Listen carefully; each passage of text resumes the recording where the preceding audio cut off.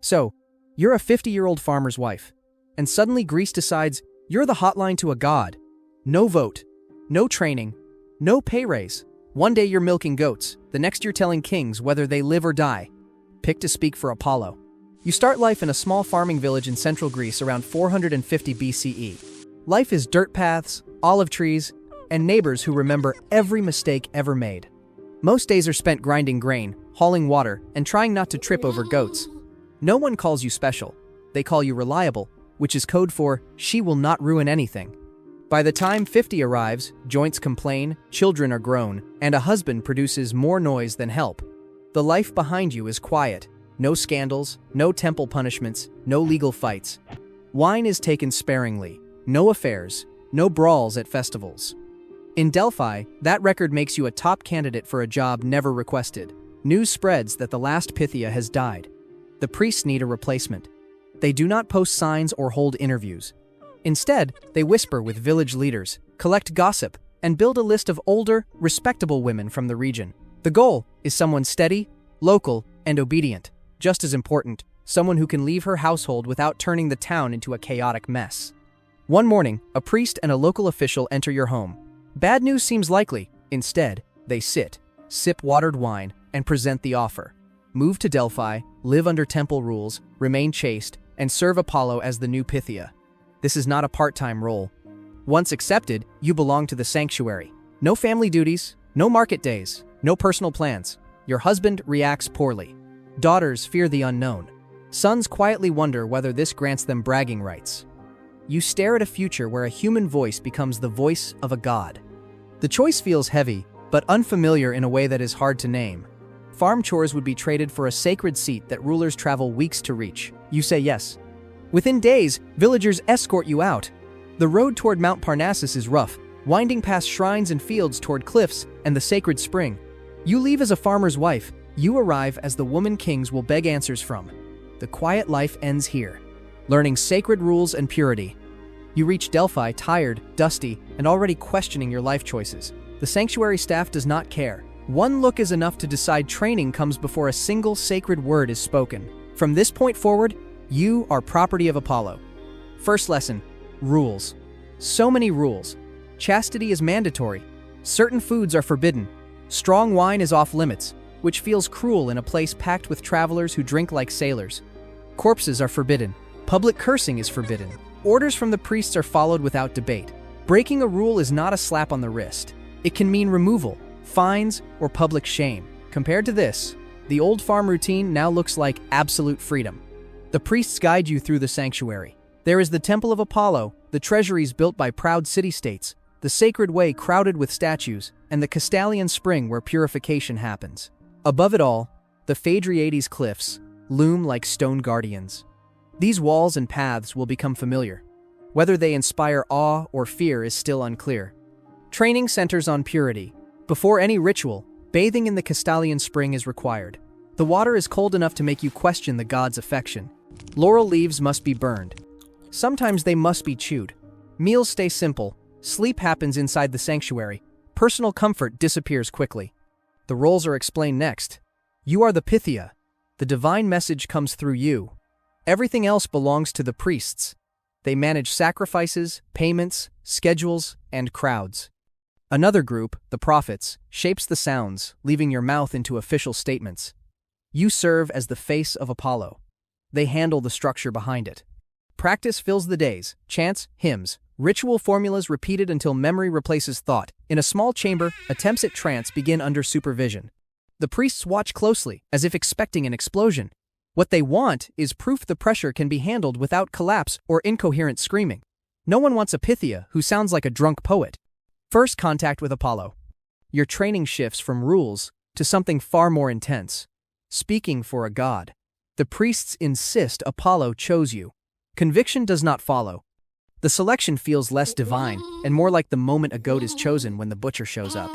Even so, the process continues. It begins with the sanctuary story. Apollo killed a serpent spirit called Python to claim this place. The priests recite it as if it happened yesterday. Despite the myth being older than most Greek city walls, the point is unmistakable. Apollo rules here. Questions are not encouraged. Not about the god, and not about the priests either, which feels convenient for everyone involved. Next come prayers and hymns. Lines are repeated until the throat burns. Consistency matters. Rhythm matters. Inspiration must sound controlled, not confused. The opening invocation is practiced again and again, calling Apollo from Mount Olympus. No divine presence appears. What settles in instead is fatigue. Then the inner chamber is introduced, the adyton. Small, dark, and tightly restricted. Entry is limited to you and select priests. Inside, incense thickens the air and the walls press close. A simple stool waits, not yet the tripod. Instructions follow. Breathe, focus, open the mind. Nothing in farm life prepared you for this. Until now, the most difficult challenge involved wrestling a stubborn goat out of a storage room. The priests watch closely for signs. What they want is a controlled trance. Heartbeat quickens, hands tremble. Words emerge in fragments, unfinished and uneven. The priests nod, treating this as progress. It is hard to tell whether they see promise or are simply relieved you did not collapse. This first session stays private. No audience. No envoys with gold. No kings waiting for answers. Only priests, expectation, and the demand that a divine message pass through without complete loss of control. When it ends, whispers follow. No feedback is offered, which feels deliberate. You leave the chamber shaking, unsure whether Apollo brushed your mind or whether panic took over in a dark, overheated room. Either way, the test is considered passed. The oracular calendar. The new roll does not run every day. The priests hand you a schedule that would make farmers cry. The oracle opens only on specific dates. Early in Greek history, this meant once a year during the month of Bisios. By your time, it happens once a month, always on the 7th day, believed to be Apollo's birthday. That is all. The priests claim the god needs rest. Suspicion falls on the staff instead. When the oracle is active, the sanctuary turns into a tourist nightmare. City envoys, wealthy families, and desperate men seeking marriage advice flood the sacred way. On quiet days, calm returns. Birds replace arguments over border disputes. A routine settles in. On non-oracular days, mornings begin early with prayer, chants, and minor temple duties. Life stays confined to the sanctuary. Strolling through town is forbidden. Speech remains restrained. The priests handle you like a fragile vessel that might crack if exposed to ordinary human contact. The urge to scream rises, but doing so would only prove their point. Festival season raises everything another level. The Pythian Games, held every 4 years, turn Delphi into a packed spectacle. Athletes, poets, and musicians arrive in waves. Treasuries unveil new decorations. Every city wants attention. Focus becomes difficult while cheers and celebrations echo beyond the temple walls. Preparing for Prophecy Day. The 7th day of the month arrives, and suddenly everyone remembers you exist. Sleep ends before sunrise. There is no feast waiting. Instead, a light meal appears, usually barley and water. The priests claim a heavy stomach blocks Apollo. It feels more like a way to keep you weak and manageable. Next comes the Castalian spring. Water bursts from the mountain and hits like melted ice knives. Clothes come off. Washing follows. Screaming is resisted. Purity hurts. Travelers splash themselves here for luck, but full cleansing is required. The priests watch closely. Privacy ended the moment you agreed to this life. Bones still aching from the cold, a simple white robe goes on. No jewels. No elaborate hairstyle. A laurel crown follows, because Apollo favors trees. A bowl of sacred water mixed with barley is placed in your hands. The priests say it connects earth and God. The result feels more like becoming a walking salad. Then the goat appears. Before any prophecy, cold water is sprinkled across its back. If it shivers, the god approves. If it stands still, the oracle closes. People travel for weeks to hear a single answer, and one stubborn animal can cancel everything. You wait, dripping, watching for a reaction. Today, the goat jumps. The crowd cheers. Relief slips out quietly. A sacrifice follows. Priests inspect the organs for signs. Any irregularity ends the session. It is hard not to wonder how many wars never happened because a liver looked wrong. With approval secured, the procession begins. The path leads toward the temple of Apollo through thick incense and pipe music. Officials carry offerings. Awe fills the crowd. Despite the reverence, the role feels less holy woman and more ceremonial prop. Even so, attention locks in. You are about to speak for a god, and everyone knows it. Inside the temple, the mood shifts. Noise falls away. Priests guide you toward the adyton, the restricted chamber. Laurel leaves are handed over to chew. They taste bitter. Supposedly, they inspire. Mostly, they dry the mouth. This is the moment. The door closes. The The world waits. Apollo needs to show up. Inside the trance chamber, you step into the adyton, the inner room.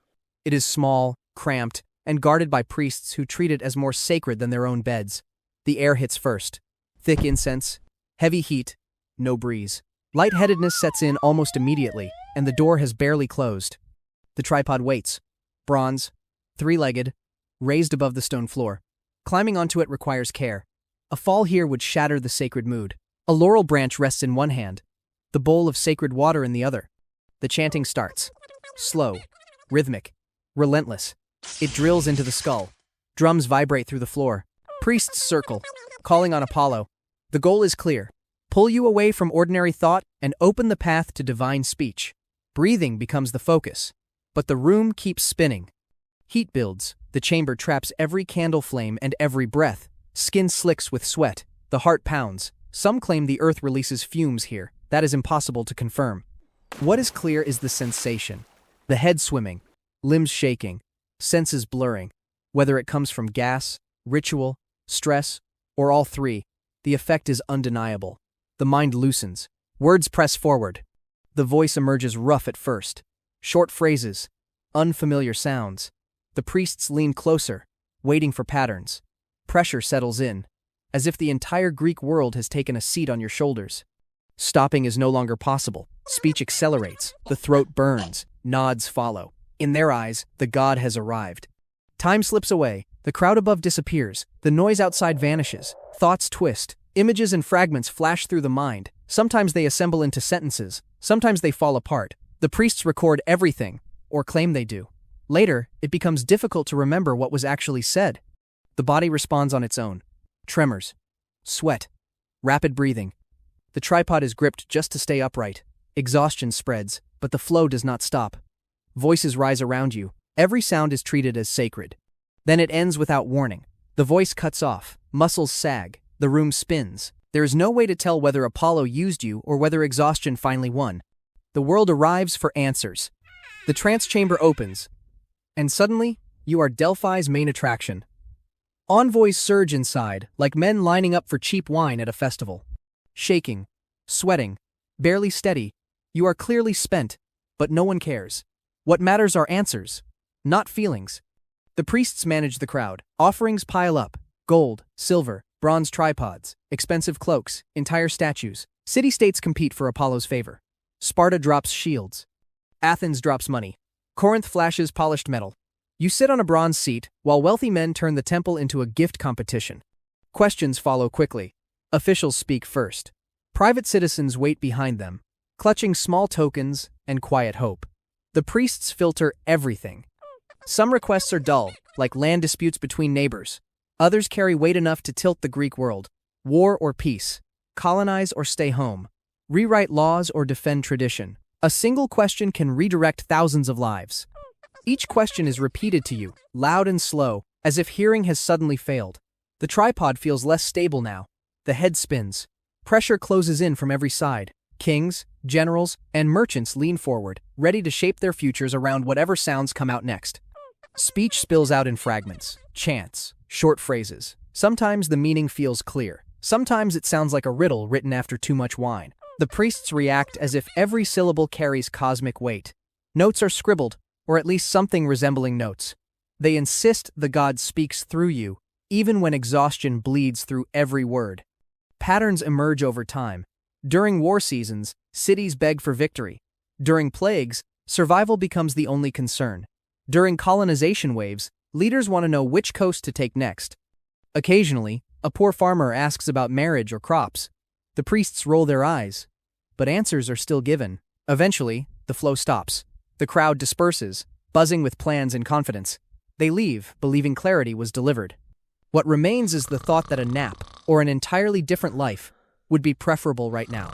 Priests rewrite the god. You think the hardest part is speaking while half-conscious. Wrong. Real power sits with the priests.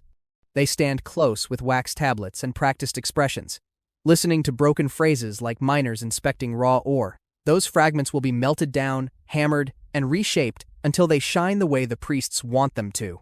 Words spill out. River, danger, avoid the west wind. What comes next belongs to them. River becomes a warning of naval disaster.